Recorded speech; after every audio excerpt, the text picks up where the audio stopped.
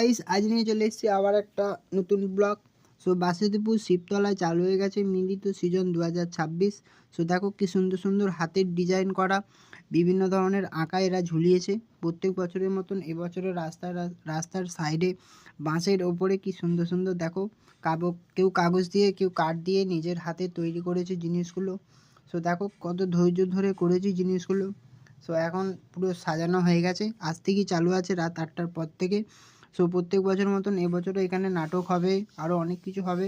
So please তোমরাও এসো, আজকাল পরশু 3 দিন এখানে প্রতিযোগিতা হবে আর ভালো ভালো নাটকও হবে। সো তোমাদের সবাইকে আসার অনুরোধ রইল।